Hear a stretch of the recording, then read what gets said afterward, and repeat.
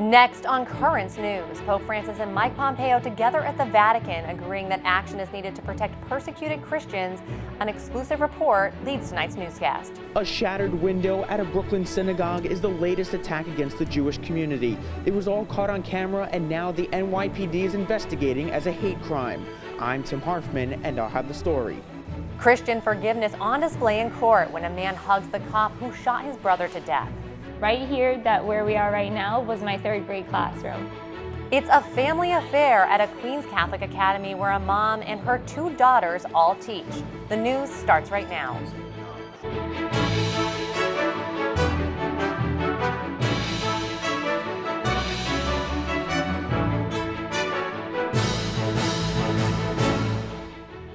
Good evening, I'm Tamara Lane. We begin tonight with breaking news. Brooklyn's Bishop Nicholas DiMarzio is being appointed by the Vatican to conduct an investigation of the troubled Diocese of Buffalo.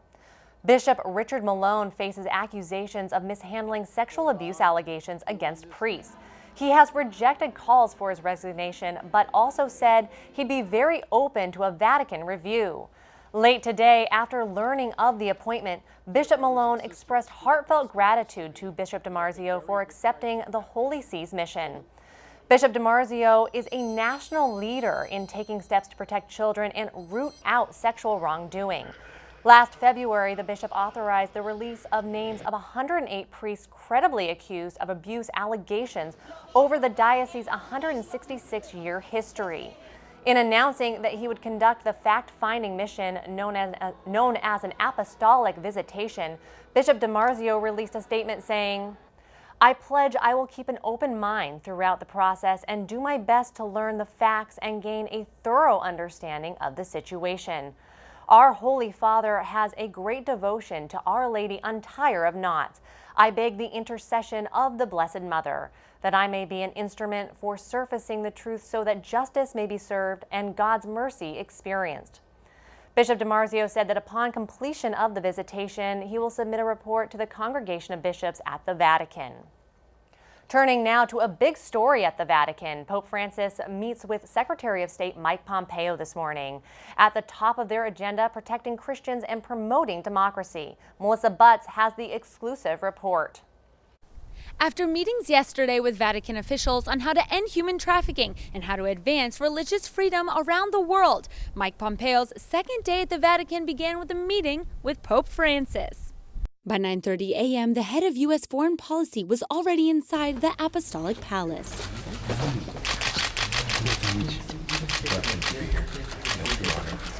They then spoke behind closed doors for around 30 minutes. U.S. sources in Rome confirmed the two reaffirmed their commitment to advancing religious freedom around the world, and in particular, protecting Christian communities in the Middle East. They also discussed joint efforts to promote democracy and human rights globally. To remember his visit, Mike Pompeo gave Pope Francis a gift that evokes the role of immigrants in the country. This is a United States logo, lots of history from our early times of our country's formation. We talked about being a nation of immigrants, and this box represents the greatness and uniqueness of our country. The Pope gifted him with a mosaic from a Vatican fountain, the main documents from his pontificate, and his message of peace. Which I signed today for you. Mike Pompeo was accompanied by his family and introduced his wife to the Pope. At the end of the meeting, Pope Francis accompanied them to the door and made one last request of Pompeo. Pray for me. God bless you. While topics were discussed such as protecting Christians in the Middle East and democracy, no one knows if a word was said about the impeachment process for Donald Trump taking place right now in the United States. In Rome, Melissa Butts, Currents News. Now, the latest on the impeachment battle in Washington. President Trump publicly said he wants China to investigate political rival Joe Biden. China should start an investigation into the Bidens, because what happened in China is just about as bad as what happened with Ukraine. Trump's calls for Ukraine to investigate the Bidens is at the center of the Democrats' impeachment inquiry. A new development tonight in the deadliest mass shooting in modern American history. A killer opened fire on a crowd at a Las Vegas country music festival 2 years ago, leaving 58 people dead and hundreds of others injured. The shooter was holed up in a room on the 32nd floor of the Mandalay Bay Hotel. Now the hotel's owner, MGM Resorts International, is agreeing to pay up to $800 million to settle lawsuits from victims. Paris police are investigating the motive behind a deadly knife attack inside their headquarters this afternoon. A veteran police employee slipped past security armed with a knife. He then went on a rampage, murdering 4 of his colleagues, a woman and 3 men. He was shot dead in the building's courtyard. The suspect hasn't been identified, but is described as a 20-year veteran of the force. Police in Brooklyn are hunting for a young gang that attacked a synagogue in Williamsburg during Rosh Hashanah prayers. The incident was caught on camera and is being investigated as a hate crime. It is the latest in the rise of violence against New York City's Jewish community. Currents News' Tim Harfman has the report. Surveillance video capturing the attack on this Brooklyn synagogue. Police say a group of suspects kicked the door, then threw a milk crate and another object at the windows before fleeing the scene. They returned moments later, throwing the objects at the windows again, shattering the glass. It happened Monday evening during Rosh Hashanah prayers at the Rivnitz Synagogue near Throop Avenue and Bartlett Street in Williamsburg. Police are still searching for the suspects and are currently investigating the incident as a hate crime. We showed the surveillance video to David Eisen, who works nearby. It's terrible, honestly. You know, they should held accountable for their actions.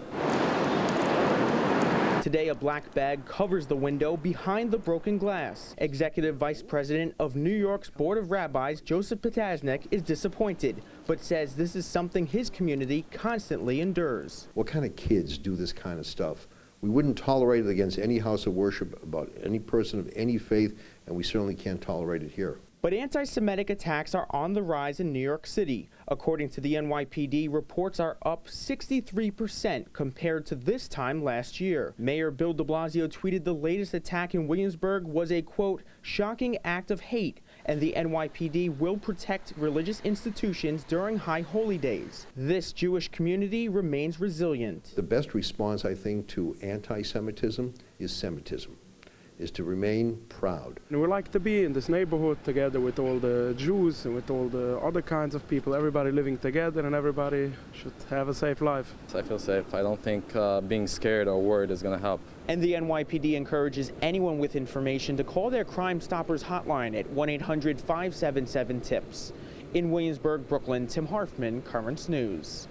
Just days before Pope Francis convenes a major synod on the Amazon, a top Vatican cardinal is voicing skepticism. Cardinal Mark Wallet is questioning if ordaining married men as priests is a good idea. That's one of the biggest proposals the synod is going to debate. There's a severe priest shortage in the Amazon rainforest, but many Catholics have stood firmly against the proposal. The synod begins at the Vatican Sunday. Stay with us for more on the synod. National correspondent for the Tablet and Crux, Christopher White, is moments away. He'll have more on the married priest controversy, and we'll take a look at possible fault lines that could be developing ahead of the summit. That's still ahead in this newscast. There's new backlash today over that mega abortion clinic Planned Parenthood secretly built in Illinois. The facility opens in about a month and will be one of the largest in the country. Colleen McNicholas is Planned Parenthood's top doctor. I am so proud to be part of this visionary effort to expand the number of people that we are going to be able to serve here at Planned Parenthood from across the Midwest.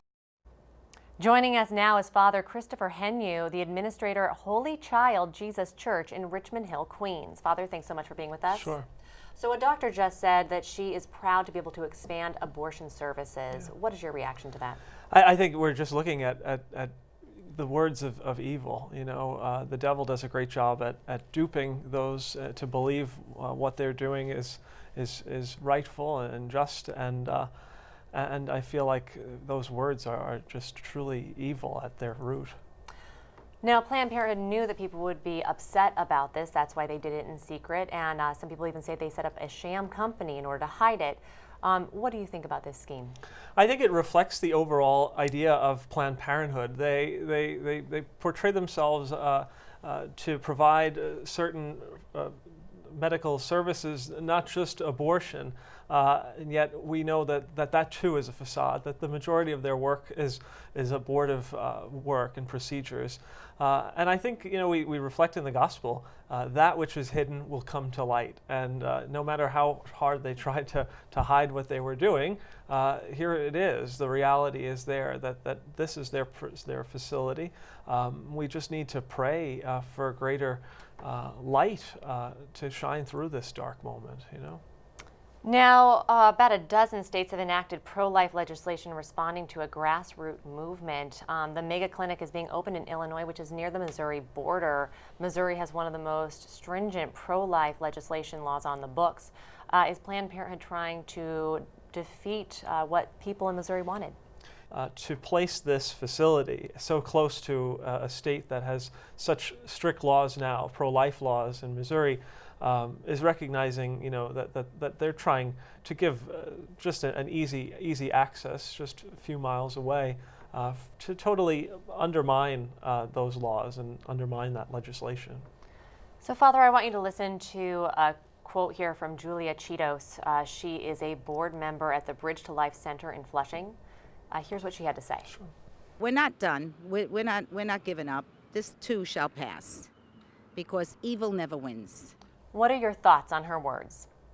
I'm edified by her hopefulness. The beautiful thing about being a Catholic, about being a Christian, is we're a people of hope, and we have to pray and we have to remain hopeful that there will be a day when, please God, the whole world will be a pro-life world. So let's turn now to New York. Governor Andrew Cuomo pushed through a law that allows ending an unborn child's life up to the moment of birth. What should Catholics do to protect the unborn? I think this was a very important turning point in our faith and in our state, to watch our lawmakers and to watch the people in that chamber applaud at the signing of that bill. I think awoke many to recognize the slippery slope that is the pro-choice movement. Where does it end? It began to, I think, stir in the hearts of those who may be moderately pro-choice, if that is if you could consider that to be some sort of a position, to say this may be too far. This is something that we need to continue as people of faith, to remain hopeful like that wonderful woman was, and to keep praying, for all those who are considering abortions, that they may not feel alone. They're obviously in a very difficult place, and I think it's the role of us as a church to be there for them and to support them. Father Christopher Henue, the administrator at Holy Child Jesus Church in Richmond Hill, Queens. Thanks so much for being with us. Thank you for having me. Thank you.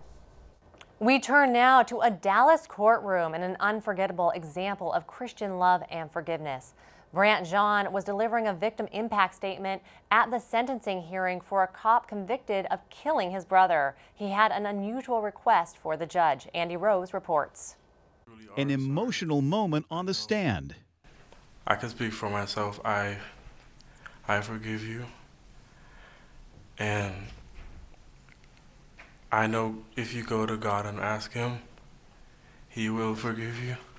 As the brother of 26-year-old Botham Jean, Brant spoke directly to former Dallas police officer Amber Geiger, expressing not only words of kindness. Again, I'm speaking for myself, not even bad for my family.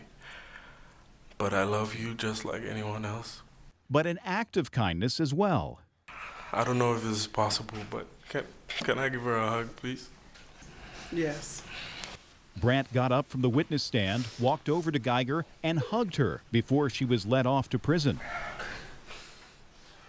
The heartfelt gesture was appreciated by the Dallas police. That's the spirit in which I think we want to move forward, with a spirit of forgiveness, faith, and trust. Speaking to the courtroom, Botham Jean's father also got emotional, remembering his son. How could it be possible? I'll never see him again. And I want to see him. I still want to see him. The jury sentenced Geiger to 10 years in prison. I'm Andy Rose reporting. Dallas Bishop Edward Burns, moved by the hug, put out a statement calling the gesture an incredible example of Christian love and forgiveness. Botham Jean's brother, Brant, forgave Amber Geiger, encouraging her to turn her life over to the Lord, and gave her a hug. I pray we can all follow the example of this outstanding man. Let us pray for peace in our community and around the world. There's a lot more news headed your way that you'll only find on Currents News. One school, 3 teachers, and they're all from the same family. It's only days away, the Amazon Summit at the Vatican, but some fault lines are opening up. And you gotta believe a top bishop in our area is pointing to the amazing Mets, a team he says could inspire the church. Do you have a story idea or want to share a tip? Email us at newstips@desalesmedia.org or call our 24-hour number 718-517-3122. We'll be right back.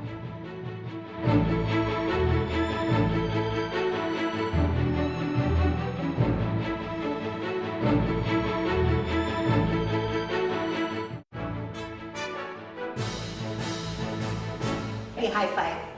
Yay! For 3 generations, one family has walked the halls of a Catholic academy in Queens. First as students, now as teachers, they consider St. Joan of Arc in Jackson Heights to be family.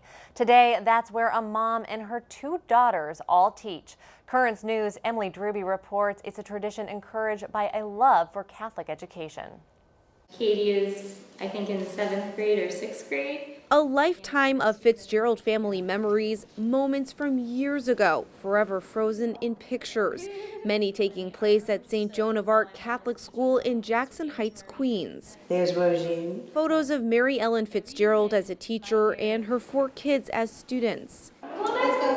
Decades later, the Fitzgerald kids still walk these halls, but now they're all grown up and back as teachers themselves, working alongside their mom. It's a great feeling to see them grow up here and then want to come back here and work here and be part of the same experience that I've loved for years. Kathleen and Roisin say they love working here because it feels like a second home. It's always been like home, so it feels really good trying to give that same sense of feeling to the other kids as they come in.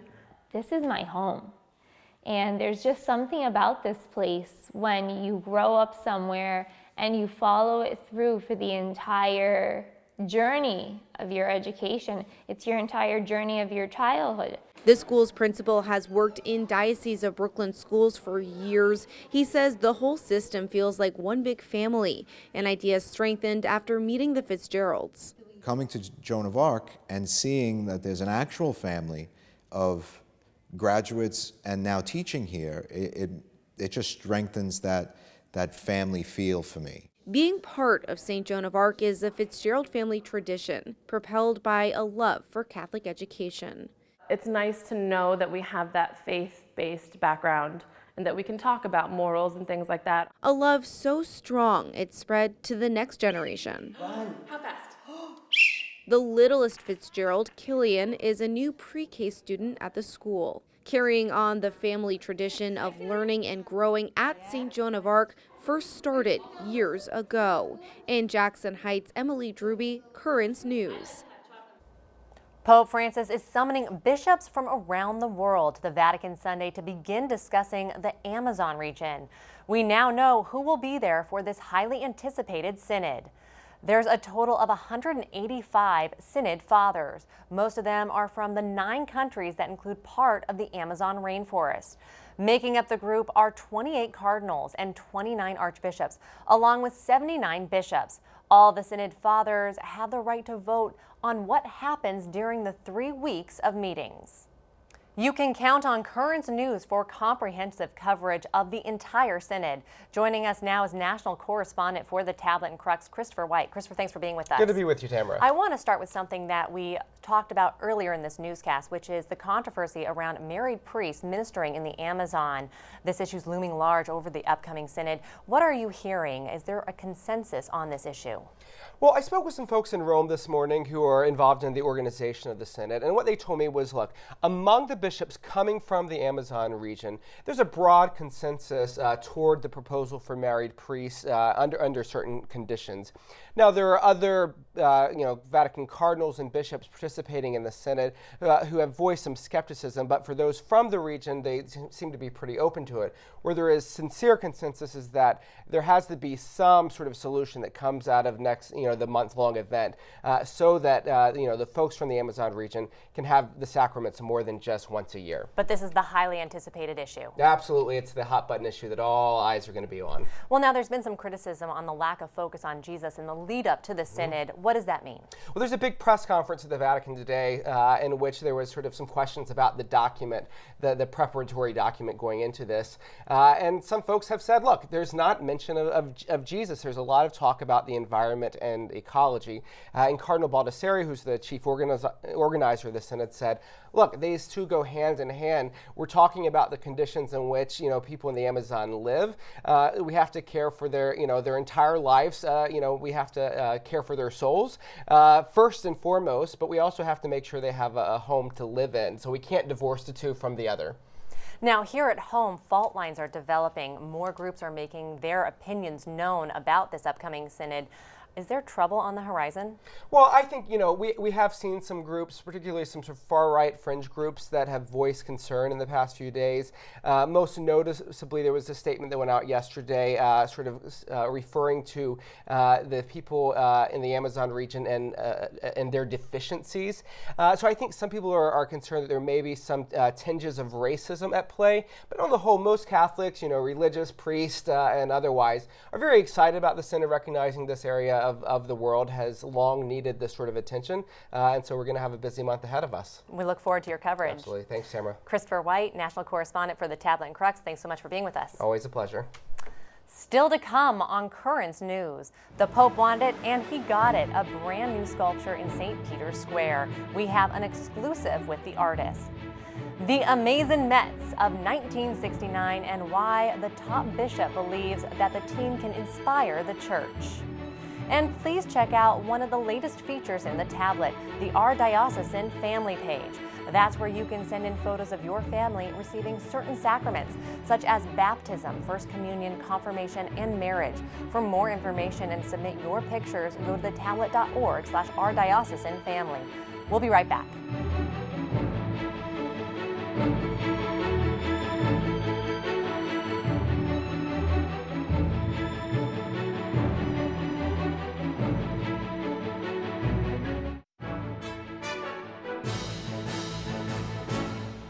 There's a new monument in the center of St. Peter's Square, a statue depicting refugees and migrants commissioned by the Vatican. In a Currents News exclusive, Melissa Butts speaks to the man behind the art and his direct request from Pope Francis. On Sunday at the Mass for Migrants and Refugees, Canadian sculptor Timothy Schmalz had a moment most artists only dream of. His work of art was presented to the Pope. I couldn't speak Spanish, I don't speak Italian, and he knew that. And so what he did was he looked at me and he put his hands on his heart. And it was just one of the most amazing moments of my life as a sculptor. He says the idea for Angels Unaware came after he read Hebrews 13:2. Do not neglect to show hospitality to strangers, for thereby some have entertained angels unawares. The sculpture is a boat with 140 figures inside, representing migration from every race and period of time, with an angel in the center. Timothy said the angel's presence represents another factor. In a sense, all the people on that ship become an angel. It's fascinating because at a glance, you see contemporary refugees shoulder to shoulder against some of the historical movements of people, like the Jews escaping Nazi Germany, like the Irish with the potato famine leaving to North America. Timothy admits once the idea came to him, he worked on it 7 days a week and finished within the year. I got one of the most amazing emails, and that is that Pope Francis wants to install it in St. Peter's Square. This work of art is now accessible to every tourist passing through Rome as a reminder that all life is sacred and the migration process has existed historically since the beginning of time. In Rome, Melissa Butts, Currents News. Finally tonight, it's almost 50 years to the day that the Amazing Mets won the 1969 World Series and stole the hearts of fans across the country. Now, their improbable win is being used to inspire the Catholic Church. Rockville Center Bishop John Barris wrote a pastoral letter this October drawing on the example of the Mets, who faced long odds and tons of skepticism. He compared the team to the church, offering words of hope to encourage Catholics to evangelize in their daily lives, writing, "In an age of disillusionment, cynicism, and despair, let's tell Long Island, the country, and the world, you gotta believe." That is Currents News. I'm Tamara Lane. Thank you for joining us because we are putting your faith in the news. Hope to see you again next time.